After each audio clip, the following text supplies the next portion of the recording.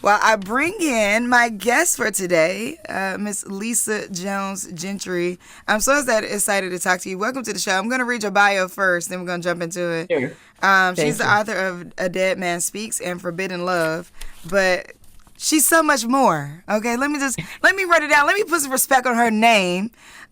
People would consider Lisa Jones Gentry, formerly Lisa Jones Johnson, a true Renaissance woman because the former entertainment attorney and now WGA member became a writer producer for film, television, and digital content. Lisa discovered her passion for the creative side of the business while serving as broadcast counsel at CBS in New York City, where she was the lead attorney on deals ranging from multi-millions to billions, such as the Olympics and Major League Baseball deals.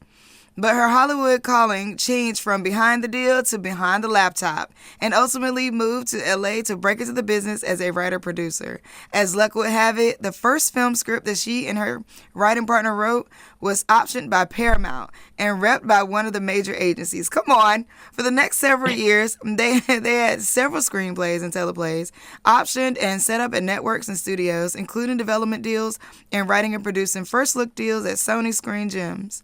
She then took that creative experience and brought it to her position as EVP of Development for the stalwart Western International Syndication, known for the legendary Showtime at the Apollo, and formerly a division of renowned Western International Media. There, she executive produced over 100 hours of television, including 130 episodes of On the Cover, a celebrity-driven game show for NBS and PAX Television, 26 episodes of syndicated show The Talent Agency, hosted by Eva Longoria, and 26 episodes of Showtime for syndication, and executive producer of Bloodsucker, a TV movie for Sci-Fi. I told you we gotta let them know all the things so we can break it down so it can forever and consistently be pro. Again, Lisa didn't stop her work behind a laptop. During that time, she wrote her first novel, A Dead Man Speaks. It garnered her a NAACP Image Award nomination as Best Debut Author, followed by a Literary Critics Award nomination for Best General Fiction.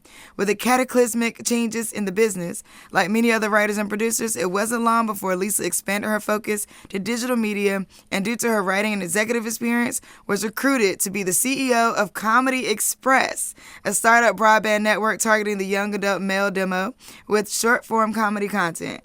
Under her stewardship, Comedy Express was acquired by famed National Lampoon. It don't stop. It don't stop. Like, you have been killing it. And I hope you take time to really soak in all of this awesomeness. Thank you, Omi. I feel blessed to be here with you because your bio is like incredible as well. So, I mean, it's just amazing to be here. Well, listen, good people know good people, and I love when good people can get together and do good things. And speaking of that, I have your book in my hands, A Dead Man Speaks, and I want to jump into it because on the back it says, introducing the first in a new paranormal crime mystery series set in the 1980s, New York City on Wall Street. So intriguing. Tell us a little bit about why this book, why now? So I think although it's a period piece, it's very, very contemporary in terms of what's going on. And it's about someone who seemingly has it all. He's got money, he's got fame. You look on the cover, two beautiful women, but then he's shot and killed from behind, and he doesn't know who did it. And so as he lies dying, he hears these voices that say, you must look back, you must find out who did it, or you'll have no peace. And so ultimately his ghost works with the white detective who's this initially really racist guy. And they're able to solve the crime. But when they do, what Clive January, the main character, realizes is that unless he's able to love and forgive the person who killed him, he'll have no peace. So the book is really about the redemptive power of love and forgiveness. And I think in today's world with so many things going on, I mean, too many to mention. We all know what the situation is. Something where it's saying, okay, you got to love and forgive someone or you can't finish your journey. And that's really what it's about. There's something really strong there around human connection too, Yes, in this life and the afterlife. So you could have exactly. written a crime, series, drama, mystery about anything, and you chose to pull in this sort of paranormal engagement with with society. Tell us a little bit about what was the inspiration around that part of it. So I actually grew up in a family of very well-known psychics. My grandmother, her name was Helen Garland. She was extremely well-known in Los Angeles. She was on TV, she was on the newspaper, on the radio, and she was a bona fide psychic. And so I grew up literally in a household where she could go into a trance and someone would come through her, or where she would just say, "This is going to happen," or where people would call her up, say, "I don't know why I'm calling you, but something told me to call you." And then she would tell them about what was going to happen to them.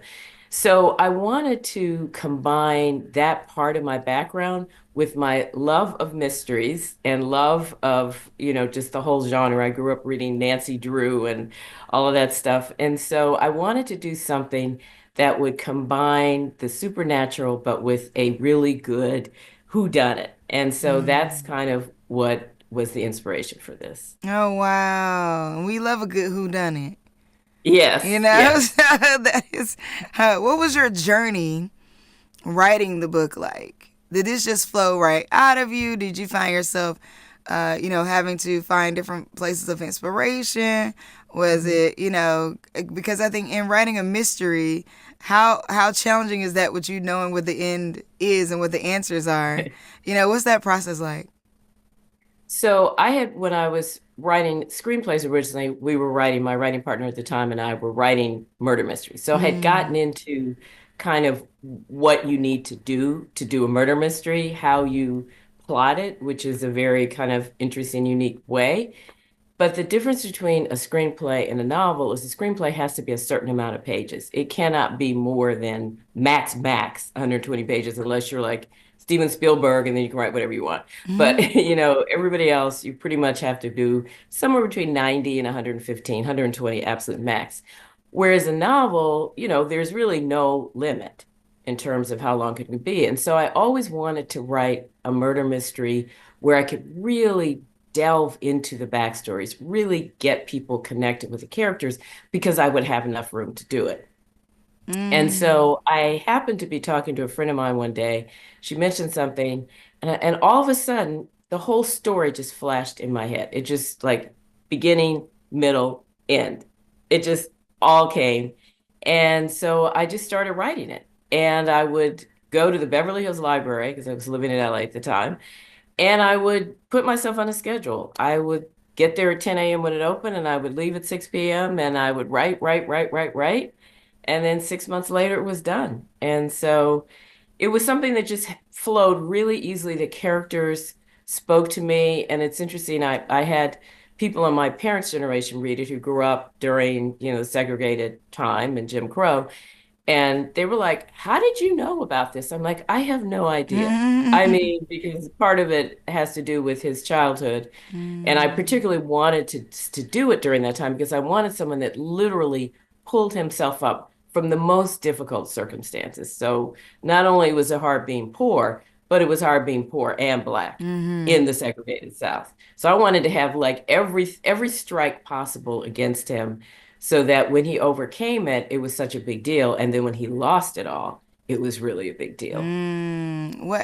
What are you hoping that people read the book and walk away with? Is it just entertainment? Is it entertainment and the lesson of you got forgiveness? Like, tell us a little bit what you want us to walk away with. What kind of energy? What kind of feeling after? I want people to feel hopeful. I want them to feel as if whatever they may have done in this life that they may have regretted, there is a way out, that there's a way to get to the light. Because I'm not going to tell you who did it or any of the details of the book. You're going to have to get the book to read it.